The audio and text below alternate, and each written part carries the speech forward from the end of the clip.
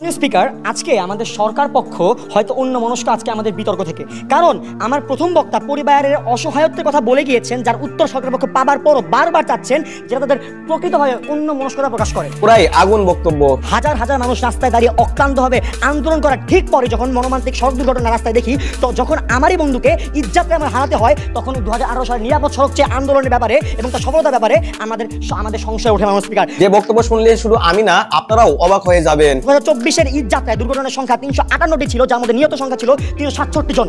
আর কত বন্ধু হারিয়ে, আর কত মায়ের বুক খালি করার পর আমরা একটি সামাজিক আন্দোলনে সফল হওয়ার জন্য অপেক্ষা করব, তো কার্যকর হবে যা আমাদের দ্বিতীয় যুক্তি রাজনৈতিক পরিমণ্ডলে মানসিকতা পরিবর্তনের এই সমস্যা সমাধান দিতে পারে, একে সমর্থন করে।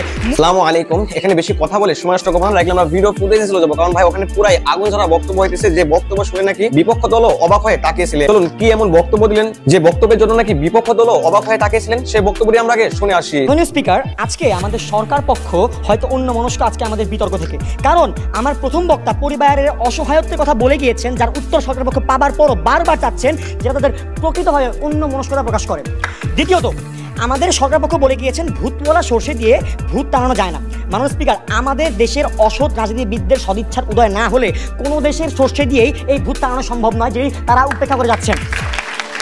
তৃতীয়ত, মাননীয় স্পিকার, আমাদের রাষ্ট্রের কাছে সেই ক্ষমতা আছে যার দ্বারা তারা কুসংস্কৃতি, মাদক ইত্যাদিকে রুখতে পারবেন। আমাদের সরকার পক্ষ আজকে বলে গেছেন ঐশীর কথা। ঐশীর এমন খারাপ অবস্থায় যার কারণে বলে গিয়েছেন যে কুসংস্কৃতি, মাদক ইত্যাদি এগুলো রুখার দায়িত্ব কি পরিবারের নাকি রাষ্ট্রের? এই বেআইনি কাজের রুখার দায়িত্ব অবশ্যই রাষ্ট্রপক্ষের, পরিবারের পক্ষে তা সম্ভব নয়। এটা তারা মনে হয় জানেন না। ধন্যবাদ মাননীয় স্পিকার। আজকে প্রথমত আমাদের দুটি বিষয়ের উপর আলোচনা করতে চাই। এক, সামাজিক আন্দোলনের সমস্যা ও ব্যর্থতা। দুই, রাজনৈতিক সদিচ্ছা, উপযোগিতা ও সফলতা। হাজার হাজার মানুষ রাস্তায় দাঁড়িয়ে অক্লান্তভাবে আন্দোলন করার ঠিক পরে যখন মর্মান্তিক সড়ক দুর্ঘটনা রাস্তায় দেখি, তো যখন আমারই বন্ধুকে ইজ্জাতকে আমার হারাতে হয়, তখন 2018 সালের নিরাপদ সড়ক চেয়ে আন্দোলনের ব্যাপারে এবং তার সফলতার ব্যাপারে আমাদের সংশয় ওঠে। মাননীয় স্পিকার, 2024-এর ঈদ যাত্রায় দুর্ঘটনার সংখ্যা 358টি ছিল, যার মধ্যে নিহত সংখ্যা ছিল 367 জন। আর কত বন্ধু হারিয়ে, আর কত মায়ের বুক খালি করার পর আমরা একটি সামাজিক আন্দোলনে সফল হওয়ার জন্য অপেক্ষা করব। পরক্ষণে আমরা অ্যাসিড নিক্ষেপের অপরাধ দেখতে পারি, যা কিশোর সমাজের সাথে সম্পর্কিত রাজনৈতিক সুষ্ঠু পদক্ষেপ ও আইনের জোরালো ব্যবহারের কারণে এই সমস্যা যেভাবে তলানিতে এসেছে তা প্রমাণ করে যে কোনো সমস্যা সমাধানে রাষ্ট্রের পদক্ষেপ কতটা সফল হতে পারে। মাননীয় স্পিকার, আজকে আমাদের দেখতে হবে সামাজিক আন্দোলন কি। সামাজিক আন্দোলন হচ্ছে যে কোনো সমস্যার সমাধানের একটি সর্বশেষ ও চূড়ান্ত পর্যায়ে ও চূড়ান্ত প্রক্রিয়া। এই সফলতা এবং এটি সফলতা পাওয়ার জন্য, এই প্রক্রিয়াতে যাওয়ার জন্য দরকার দীর্ঘমেয়াদী সময়। এই দীর্ঘমেয়াদী সময়ের মধ্যে আমাদের ভুক্তভোগীর সংখ্যা বাড়তে থাকবে যদি আমরা রাষ্ট্রপক্ষের দায়িত্বকে অবহেলা করি। এই ভুক্তভোগীর সংখ্যা এবং ক্ষয়ক্ষতি বাড়ার কারণে আমাদের সরকার পক্ষে তার দায় নেবেন? অবশ্যই না। আজ একটি দেশের রাজনৈতিক পরিমণ্ডল হলো পাহাড়ের চূড়ার মতো।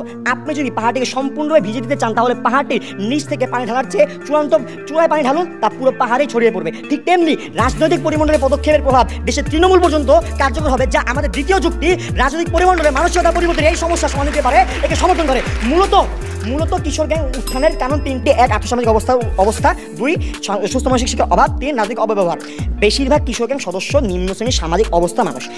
এদের জন্য প্রয়োজনীয় অনেক জিনিস যেমন শিক্ষা, মৌলিক চাহিদা, সুষ্ঠু লভ্যতা ইত্যাদি পায় না বলে সামাজিকীকরণে ঘাটতি থেকে যায়, যার ফলে পরিপূর্ণ নৈতিক শিক্ষার অভাব থেকে যায়।